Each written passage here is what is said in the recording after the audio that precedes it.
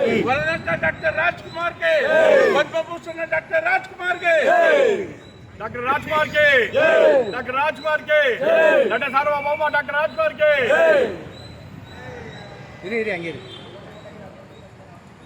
ಮೈಸೂರು ನಗರ ಕನ್ನಡ ಪರ ಸಂಘಟನೆಯ ನಾಗರಿಕ ಹಿತರಕ್ಷಣೆ ವೇದಿಕೆ ಆಶ್ರಯದಲ್ಲಿ ಈ ದಿನ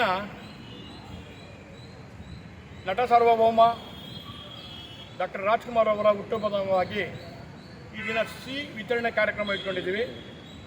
ಆಮೇಲೆ ಡಾಕ್ಟರ್ ರಾಜ್ಕುಮಾರ್ ಅವರಿಗೆ ಮಾಲಾರ್ಪಣೆ ಮಾಡಾಯಿತು. ಈಗ ಒಂದು ವಿಷಯ ಏನಂದರೆ, ನಾವು ಸತತವಾಗಿ ರಾಜ್ಕುಮಾರ್ ಅವರ ಮೈಸೂರು ಬೆಂಗಳೂರು ಎರಡು ಕಡೆ ಮ್ಯೂಸಿಯಂ ಆಗಬೇಕು ಅಂತ ಸತತವಾಗಿ ಹೋರಾಟ ಮಾಡ್ತಾಯಿದ್ದೀವಿ. ಹಲವಾರು ವರ್ಷಗಳಿಂದ, ಹೆಚ್ಚು ಕಮ್ಮಿ 4-5 ವರ್ಷದಿಂದ ಹೋರಾಟ ಮಾಡ್ತಾಯಿದ್ದೀವಿ.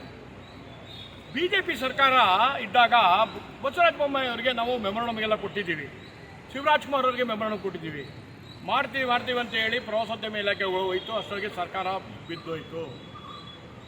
ಸ್ವಾಮಿ, ಇವರಿಗೆ ಸರ್ಕಾರ, ಕಾಂಗ್ರೆಸ್ ಸರ್ಕಾರ ಆಗಲಿ BJP ಸರ್ಕಾರ ಆಗಲಿ ನಾಚಿಕೆ ಮಾನ ಮರ್ಯಾದೆ ಏನು ಇಲ್ಲ ಹೇಳಬೇಕು ಅಂದರೆ. ಏನಕ್ಕಂದರೆ ನಾವು ಹೇಳ್ತಾ ಇರೋದು, ರಾಜ್ಕುಮಾರ್ ಅವ್ರದ್ದು ಕೊಡುಗೆ ಏನಿಲ್ಲ ಸ್ವಾಮಿ. ಗೋಕಾಕ ವರದಿಯಲ್ಲಿ ರಾಜ್ಕುಮಾರ್ ಅವ್ರದ್ದು ಕೊಡುಗೆ ಅಪಾರ. ಅವ್ರು ಇಲ್ಲದೋಗ್ಯಾರೆ. ಇವತ್ತು ಕನ್ನಡ ಭಾಷೆ ಮೈಸೂರು ಬೆಂಗಳೂರಲ್ಲಿ ಹುಡುಕಾಡೋದು ಕೈಗೆ ಸಿಗ್ತಿರ್ಲಿಲ್ಲ. ಎನ್ನಡ ಪನ್ನಡ ಅನ್ನೋರು, ಆಂಧ್ರವರು, ತಮಿಳ್ನಾಡವರು, ಮಾರೋಡಿಗಳು ಇವರೆಲ್ಲ ಅಕ್ವೈರ್ ಮಾಡಿಬಿಟ್ಟವ್ರು. ಈಗ ಅಂಥದ್ರಲ್ಲಿ ಹೋಗಿ ತಮಿಳ್ನಾಡಿಗೆ ಹೋಗಿ ನೀವು, ಅಲ್ಲಿ MG ಅವ್ರದ್ದು MG ರಾಮಚಂದ್ರ ಮ್ಯೂಸಿಯಂ ಐತೆ. ಆಂಧ್ರಾಗ ಹೋಗಿ NT ರಾಮರಾವ್ ಮ್ಯೂಸಿಯಂ ಐತೆ. ಯಾಕೆ ಸ್ವಾಮಿ ರಾಜ್ಕುಮಾರ್ ಅವರು ಮ್ಯೂಸಿಯಂ ಮಾಡೋ ಯೋಗ್ಯತೆ ಇಲ್ವಾ ನಿಮಗೆ? ಮ್ಯೂಸಿಯಂ ಮಾಡಿಬಿಟ್ಟು ನೀವು ರಾಜ್ಕುಮಾರ್ ಅವ್ರದ ಯಾರು ಒಬ್ಬರಿಗೆ ಟೆಂಡರ್ ಕೊಟ್ಬಿಟ್ರೆ ಸರ್ಕಾರಕ್ಕೆ ಆದಾಯ ಬರ್ತದೆ. ಎಷ್ಟು ನೋವಾಗ್ತಿದೆ, ಎಷ್ಟು ಹೊಟ್ಟೆ ಉರಿತಾ ಇದೆ ನಮಗೆ ಅಂತ ಅಂದರೆ ಎಲ್ಲ ಕಡೆ ಐತೆ. ನಾವೇನು ಪಾಪ ಮಾಡಿದ್ರಿ? ರಾಜ್ಕುಮಾರ್ ಅವ್ರು ಏನು ಪಾಪ ಮಾಡಿದ್ರು? ಶಿವರಾಜ್ಕುಮಾರ್ ಅವರು ನಿಂತು ಅವ್ರ ನೇತೃತ್ವ ತಗೊಂಡ್ರೆ ಯಾವಾಗಲೂ ಮ್ಯೂಸಿಯಂ ಅದೇ ಆಗುತ್ತೆ, ಆಗಲೇಬೇಕು. ಇದು ಸತತವಾಗಿ ಹೇಳ್ತೀನಿ. ಸಿದ್ದರಾಮಯ್ಯನವರು ಮೈಸೂರು ಡಿಸ್ಟಿಕ್ ಅವರು ದಯಮಾಡಿ ಇದನ್ನ ತಲೆಗೆ ಹಾಕೊಂಡು ಡಾಕ್ಟರ್ ರಾಜ್ಕುಮಾರ್ ಅವರ ಮ್ಯೂಸಿಯಂ ಮಾಡೋಕ್ಕೆ ಇವರು ಅವಕಾಶ ಕೊಡಬೇಕು. ಮತ್ತು ಯದುವೀರವರು ಅವರು ನೇತೃತ್ವ ವಹಿಸ್ಕೊಂಡು ಇದು ಮ್ಯೂಸಿಯಂ ಮಾಡಿಸ್ಬೇಕು ಸ್ವಾಮಿ.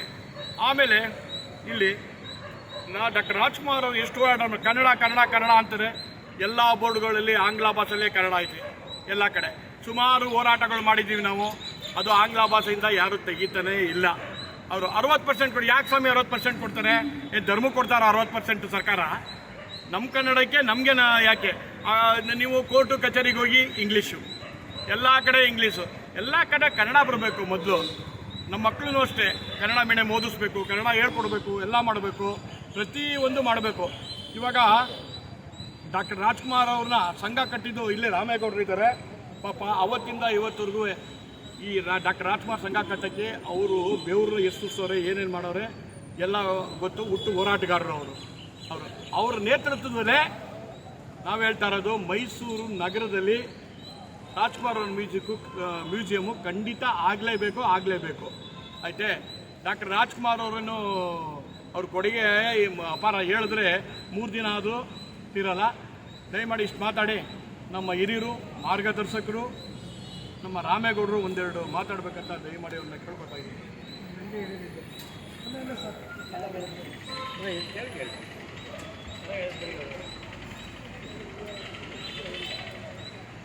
ಬಂಧುಗಳೇ, ನನ್ನ ಕನ್ನಡ ಅಭಿಮಾನಿಗಳೇ, ಇವತ್ತು ಒಂದು ರೀತಿ ಡಾಕ್ಟರ್ ರಾಜ್ಕುಮಾರ್ ಅವರ ಜನ್ಮದಿನ.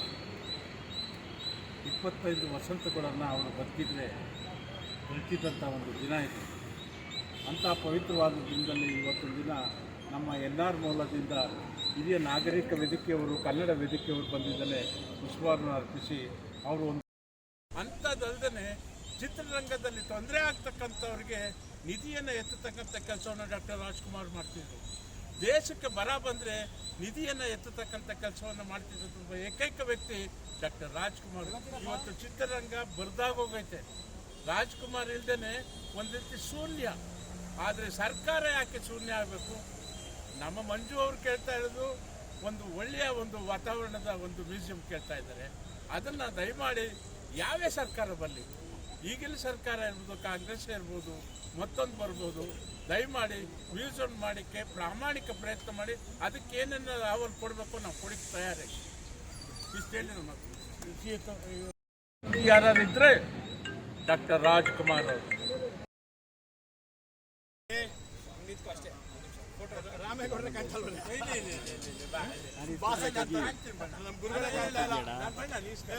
ನಾವು ಕಾಣಿಸ್ಕೊತೀವಿ ಬಿಡಿ ಇಲ್ಲಿ ಒಂಚೂರು ರಾಮೇಗೌಡರು ಬಿಡಲ್ಲ ಎಲ್ಲವರು ಅದೇ ಸ್ನೇಹಿತರು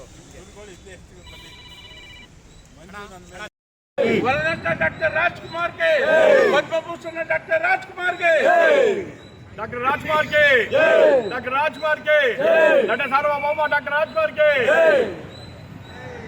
ಇರಿ ಹಂಗಿರಿ.